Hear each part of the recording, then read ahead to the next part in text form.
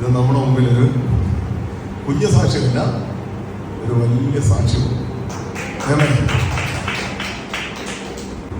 July മാസം ഈ സഹോദരി നമ്മുടെ ആലയത്തിൽ വരുന്നത്. ആ വരുന്ന സമയത്ത് ഈ സഹോദരി എഴുന്നേൽപ്പിച്ചു.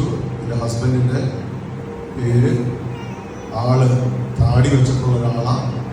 എല്ലാ ആലോചനകളും ദൈവാത്മാവ് പറഞ്ഞതിന് ശേഷം ഈ സഹോദരിയുടെ ഒരു ദൈവശബ്ദം പറഞ്ഞു, കഴിഞ്ഞ 3.5 വർഷക്കാലമായിട്ട് നിനക്ക് തലമുറകളില്ല, ആ ഭാരത്തോടാണ് നീ ആലയത്തിൽ വന്നത്. എന്നാൽ ആലയത്തിൽ നീ കടന്നു വരുന്നത്, പക്ഷെ ഞങ്ങൾ കേൾക്കുന്ന ഒരു ശബ്ദം, നിന്റെ ഉദരത്തിൽ ഒരു ന്യൂ ബോണിന്റെ ശബ്ദം ഞാൻ കേൾക്കുന്നു എന്ന് പറഞ്ഞു. ആ സമയത്ത് ഈ സഹോദരിക്ക് വിശ്വസിക്കാൻ കഴിയത്തില്ല. കാരണം ആ ദിവസത്തിൽ തൻ്റെ മുമ്പിൽ ഒരു റിപ്പോർട്ട് ഉണ്ടായിരുന്നു. ഒന്ന് സ്കാനിങ് റിപ്പോർട്ടിനകത്ത് നോ പ്രഗ്നൻസി. ഇത് ഞാൻ റിപ്പോർട്ട് സഹിതം ഞാനിത് കാണിക്കാം. ആദ്യത്തെ സ്കാനിങ് റിപ്പോർട്ടിനകത്ത് നോ പ്രഗ്നൻസിയാണ്. പക്ഷെ ആത്മാവ് പറഞ്ഞു, നിന്റെ കയ്യിൽ ഇരിക്കുന്ന റിപ്പോർട്ട് നിനക്ക് സാധ്യതയില്ല.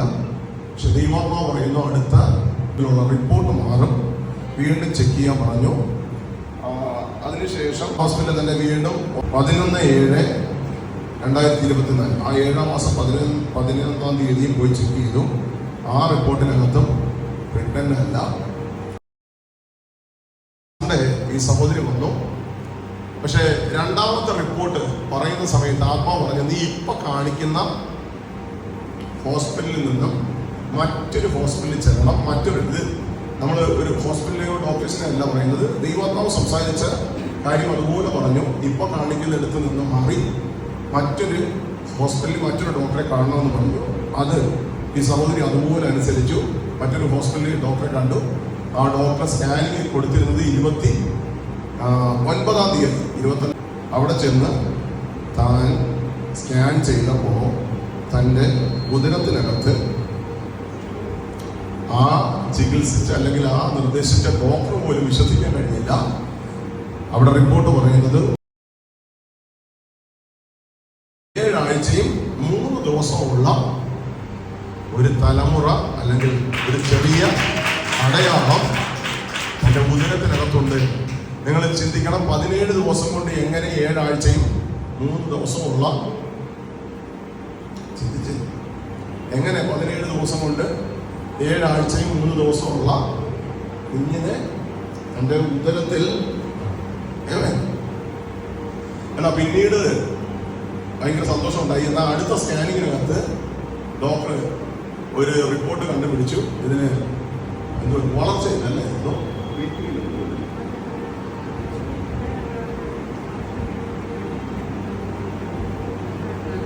ആ ഡോക്ടർ പറഞ്ഞു 2 ആഴ്ച കഴിയുമ്പോൾ ഇത് ബ്ലീഡിംഗ് ആയിട്ട് പോകാൻ സാധ്യതയുണ്ട്.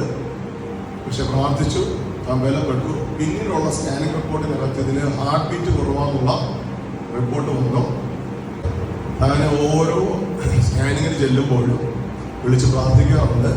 അന്നേരം എല്ലാ ദൈവാത്മാവ് പറയുന്ന ഈ ബലത്തോടെ പോകുമ്പോൾ ഒരനർത്ഥവും വരുത്തില്ല. പലരും അതിന് കിട്ടാൻ സാധ്യതയില്ല, കിട്ടിയാലും എന്തെങ്കിലും ശാരീരിക ക്ലേശങ്ങൾ ഉണ്ടാകുമെന്ന് പറഞ്ഞു. പക്ഷെ വന്നപ്പോൾ ആൾ ഒരു കുഴപ്പമില്ല, ഏറ്റവും പെർഫെക്റ്റ് ആയിട്ടുള്ള. എന്നാലോചിച്ച് നോക്കിക്കാൻ കിട്ടാൻ സാധ്യതയില്ലെന്ന് പറഞ്ഞു. ഉദരത്തിൽ വെച്ച് ബ്ലീഡിംഗ് ആയി പോകുമെന്ന് പറഞ്ഞു. അല്ലെങ്കിൽ ഇതിന് ഹാർട്ട് ബീറ്റ് കുറവാന്ന് പറഞ്ഞു. പക്ഷേ വിളിച്ച ദൈവം വിശ്വസ്തനായ ദൈവമാണ്. ഇതിന്റെ ജനനം തന്നെ ഒരു വലിയ അത്ഭുതം. റിപ്പോർട്ടുകൾ പറഞ്ഞു സാധ്യതയില്ലെന്ന് പറഞ്ഞു. പക്ഷെ 17 ദിവസം കൊണ്ട് ദൈവത്തിന്റെ അടയാളം ഉദരത്തിന്മേൽ ഗുരുവായി. ഇന്ന് ഈ സാക്ഷ്യം പറയാനാ ഈ മാതാവി കുഞ്ഞുമായിട്ട് വന്നത്. ഈ സാക്ഷ്യം തലമുറയില്ലാത്ത ഒത്തിരി പേരെ തുടർന്ന് സാക്ഷ്യം പറഞ്ഞിട്ടും സാഹചര്യങ്ങൾ, ഒരിക്കലും മെഡിക്കൽ സയൻസിനെ കുറ്റം പറയുകയല്ല. മെഡിക്കൽ സയൻസ് അവർ പഠിച്ചു, അവർ സത്യം പറയുന്നു. പക്ഷേ ഞങ്ങൾ അതിന് മുകളിലുള്ള ഒരു സത്യത്തെ ഡിക്ലെയർ ചെയ്തു. കർത്താവ് വലിയ കാര്യങ്ങൾ ചെയ്തു. സഭ ഒരുമിച്ച് ഈ കുഞ്ഞിന് വേണ്ടി ഒന്ന് പ്രാർത്ഥിച്ചു. കർത്താവ് എഴുന്നേറ്റ് നിന്ന് പ്രാർത്ഥിക്കാൻ പറ്റുന്നത് ഈ കുഞ്ഞിന്റെ ജനനത്തോടുള്ള ബന്ധത്തിൽ മെഡിക്കൽ സയൻസ് ഒരു സാധ്യത പറഞ്ഞതല്ല, അവർ കണ്ടത് വ്യക്തമായത് പറഞ്ഞു. പക്ഷേ നാം അതിനകത്ത് ഭയപ്പെട്ടില്ല. കർത്താവായ യേശുവിന്റെ നാമത്തിൽ ഈ മാതാവിന് വേണ്ടി, ഉദരത്തിലായിരുന്ന കുഞ്ഞിന് വേണ്ടി നമ്മൾ പ്രാർത്ഥിച്ചു. പല റിപ്പോർട്ടുകളും വന്നു. പക്ഷെ അതിനകത്തൊന്നും ഈ മാതാവിനെയോ ഈ കുഞ്ഞിനെയോ റിപ്പോർട്ടുകൾക്കൊന്നും തൊടാൻ കഴിഞ്ഞില്ല. മെഡിക്കൽ സയൻസിന് വലിയൊരു അത്ഭുതമാകുന്ന തരത്തിൽ ഇന്ന് ഈ തലമുറ ദൈവം ഈ ഭൂമിയിൽ ഈ അപ്പനമ്മമാർക്ക് ദൈവം ദാനമായി കൊടുത്തു. കർത്താവെ, ഞങ്ങൾ സഭ ഒരുമിച്ച് പ്രാർത്ഥിക്കുന്നു യേശുവിന്റെ നാമത്തിൽ. കർത്താവെ, ഇന്ന് ഈ സാക്ഷ്യം കേൾക്കുമ്പോൾ ഇത് കഴിഞ്ഞ തലമുറകളില്ലാത്ത ഒത്തിരി സഹോദരിമാർക്ക് ഇതൊരു വലിയ സാക്ഷ്യമാവട്ടെ, ഇതൊരു വലിയ മിറക്കിളായി മാറട്ടെ. ഇത് കേൾക്കുമ്പോൾ തന്നെ ചിലതിന്റെ ഉദരം തുറന്നു വരട്ടെ, യേശുവിന്റെ മഹത്വം ചലിക്കട്ടെ. കർത്താവെ, ഒരു സാക്ഷ്യം ഞങ്ങളുടെ മുമ്പിൽ നിൽക്കുമ്പോൾ ഈ സാക്ഷ്യത്തെ അതുപോലെ റിസീവ് ചെയ്യുന്ന, വിവാഹം കഴിഞ്ഞിട്ട് വർഷങ്ങളായി തലമുറയില്ലാതെ ആമേൻ ഭാരത്തോടിരിക്കുന്നവരെ ഈ സാക്ഷ്യം തുടരണമേ. ഞങ്ങൾ സഭ ഒരുമിച്ച് കർത്താവെ, ഈ മാതാപിതാക്കൾക്ക് ഈ തലമുറയെ വളർത്തുവാനുള്ള എല്ലാ ജ്ഞാനത്തെയും, ഇവളെ വളർത്തുവാൻ, ഇവളെ പഠിപ്പിക്കുവാനുള്ള എല്ലാ സമ്പത്തിനെയും കർത്താവെ, ഇവളെ ആമേൻ ഒരു വലിയ അടയാളമാക്കി, ഇവൾ കർത്താവിന്റെ സാക്ഷ്യമാക്കി കർത്താവ് മാറ്റിയതിനായി സ്തോത്രം ചെയ്യുന്നു. ഞങ്ങൾ ഒരുമിച്ച് പിതാവിന്റെയും പുത്രന്റെയും പരിശുദ്ധാത്മാവിന്റെയും നാമത്തിൽ ബ്ലസ് ചെയ്ത് പ്രാർത്ഥിക്കുന്നു. In Jesus name. ഈ പറഞ്ഞതൊക്കെ സത്യമാണ്. ഇവിടെ വന്നതിന് ശരിക്കും ഉണ്ടായോ? കഴിഞ്ഞ വർഷം ജൂലൈ മാസത്തിലൂടെ ഉപവാസ പ്രാർത്ഥനയ്ക്ക് ഞാൻ ആദ്യമായിട്ട് വന്നത്. അന്നേരം റിപ്പോർട്ടുകളെല്ലാം എനിക്കെതിരായിരുന്നു.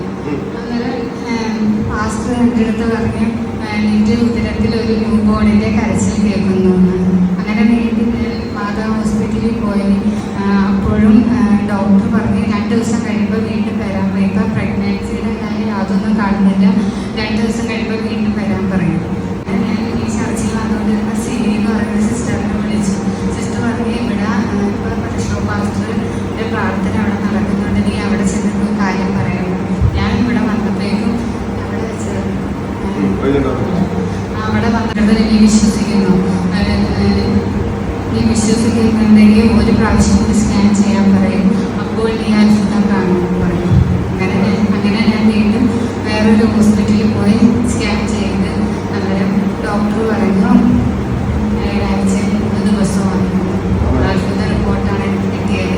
പിന്നെ അതിന് ശേഷം ഓരോ സ്കാനിങ്ങിൽ ഞാൻ പാസ്റ്ററിനെ വിളിച്ച് പ്രാർത്ഥിക്കും.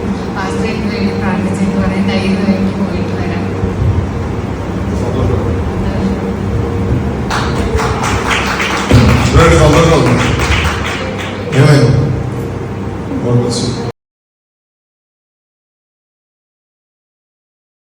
നിങ്ങൾക്കറിയാമോ, ഈ റിപ്പോർട്ടുകളല്ല ആദ്യം വന്ന റിപ്പോർട്ടുകൾ 9-7 റിപ്പോർട്ട് വന്നു. അതിനകത്ത് നോ പ്രഗ്നൻസി, പ്രഗ്നന്റ് അല്ലാതുള്ള റിപ്പോർട്ട് വന്നു. 11-ാം മാസം 7-11 ചെയ്തു. അതിനകത്തും നോട്ട് പ്രഗ്നന്റ്. പക്ഷെ 17 ദിവസം കഴിഞ്ഞു ജൂലൈ മാസം 9-ലും ജൂലൈ മാസം 11-ലും റിപ്പോർട്ടിനകത്ത് ഉദരത്തിനകത്ത് കുഞ്ഞില്ല. പക്ഷെ ദൈവസഭ പ്രാർത്ഥിച്ചു. കർത്താവ് ദൈവാത്മാവ് പറഞ്ഞു, നിന്റെ ഉദരത്തിനകത്ത് സഹോദരി നോക്കി പരിശുദ്ധാത്മ പറഞ്ഞു, ഇവളുടെ വിശ്വാസം വർദ്ധിക്കേണ്ടതിന് ഇവളുടെ ഹസ്ബൻഡിന്റെ ചായ പറഞ്ഞു, 3 വർഷമായിട്ട് നടക്കാത്തത് കർത്താവ് നിന്റെ മേൽ തരാൻ പോകുന്നു. എന്നാൽ 2ാമത്തെ ആഴ്ച എന്നെ അത്ഭുതപ്പെടുത്തി പോയി. കാരണം സിസ്റ്റർ പോലും ആ വിളിച്ച സമയത്ത് ഞാൻ ഫോൺ അറ്റൻഡ് ചെയ്തില്ല. പക്ഷെ സിസ്റ്റർ പറയുന്നത് ഞാൻ ഫോൺ അറ്റൻഡ് ചെയ്തെന്നാണ്. പക്ഷെ എനിക്ക് അത്രയും മനസ്സിലായി, ഇത് ഈ സഹോദരിയെ വിളിച്ചു വരുത്തുന്ന മനുഷ്യനാണ്, ഞാനല്ല, ദൂതന്മാരെ വിളിച്ചു വരുന്നത്. കാരണം എന്റെ അറിവിൽ ഓർമ്മയില് ഇതിനോടിരിക്കുന്ന എല്ലാവർക്കും അറിയാം, ഞാൻ ഒരു കാരണവശാലും ഫോൺ എടുക്കാത്ത മാഷല്ല. ഇൻ കേസ് എടുക്കാൻ പറ്റില്ലെങ്കിൽ ഞാൻ തിരിച്ചു വിളിക്കുന്നതാണ്. പക്ഷെ ആ സമയത്ത് ഈ സഭയിലുള്ള 2 പേരെ എന്നെ വിളിച്ചിട്ട് ഫോൺ അറ്റൻഡ് ചെയ്യാൻ പറ്റിയിട്ടില്ല. പക്ഷെ ഈ സഹോദരി പറയുന്നത് ഞാൻ സംസാരിച്ചു, നാളെ ആരാധനയ്ക്ക് വരാൻ പറഞ്ഞെന്നാ പറയുന്നത്. അതിനെനിക്ക് മനസ്സിലായി, ഇത് കർത്താവ് സ്പെഷ്യൽ ഏരിയ ആക്കി വെച്ചേക്കുന്നത്. 17-ാമത്തെ ദിവസം മറ്റൊരു ഹോസ്പിറ്റലിൽ പോയി സ്കാൻ ചെയ്തപ്പോ 7 ആഴ്ചയും 3 ദിവസവും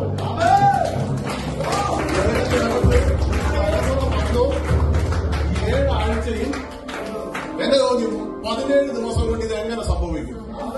ലാബിനോ ചെക്കപ്പ് ചെയ്ത ഡോക്ടറിനോ അബദ്ധം പറ്റിയതല്ല. ഇത് സ്വർഗത്തിന്റെ കാരണം. എന്റെ കർത്താവിന് ഒന്നും അസാധ്യമല്ലെന്ന് ദൈവം നമ്മുടെ മുമ്പിൽ തെളിയിക്കുമോ? ഇന്ന് എനിക്ക് തോന്നി ഇന്നത്തെ ദിവസം നോക്കി ഏകദേശം 10 ആഴ്ച കഴിഞ്ഞെന്ന് തോന്നല്ലേ? 3 മാസം. ഇത് കർത്താവിന്റെ ഗിഫ്റ്റാണ്. ഒരുമിച്ചൊന്ന് ഈ സിസ്റ്റനും ഉദരത്തിലായിരിക്കുന്ന കർത്താവിന്റെ വാഗ്ദത്തമുള്ള തലമുറ, ഞാൻ വിശ്വസിക്കുന്നു ഉദരങ്ങൾ അടഞ്ഞതെല്ലാം തുറക്കും. കർത്താവ് ഞാൻ പറയുന്നത് ഇവിടാണ് ദൈവത്തിന്റെ പ്രവൃത്തി. ഇത് ആര് പ്രാർത്ഥിച്ചു എന്നുള്ളതല്ല ഞാൻ വീണ്ടും പറയുന്നത്. നമ്മുടെ മധ്യത്തിൽ സാഹചര്യം, ശാസ്ത്രം പറഞ്ഞു ഇവൾ പ്രഗ്നന്റ് അല്ലെന്ന്. പക്ഷെ പരിശുദ്ധാത്മ പറഞ്ഞു നിന്റെ ഉദരത്തിനകത്തൊരു ന്യൂ ബോണിന്റെ ശബ്ദം ഞങ്ങൾ കേൾക്കുന്നത്. ഇതാണ് റിയാലിറ്റി. 17 ദിവസത്തിനകത്ത് റിപ്പോർട്ട് മാറി 3 ആഴ്ചയും 7 ആഴ്ചയും 3 ദിവസവുമായ ഒരു ഉദരത്തിൽ. ഹല്ലേലൂയ! ഇതാണ് കർത്താവിന്റെ അത്ഭുതം. അവൻ നിനക്ക് വേണ്ടി കരുതുന്നതാകയാൽ നിന്റെ സകല ചിന്തകളും ആകുലതകളും അവന്റെ മേൽ വെക്കുവാനാണ് പറഞ്ഞത്. സഭ ഒരുമിച്ചൊന്ന് പ്രാർത്ഥിച്ചു.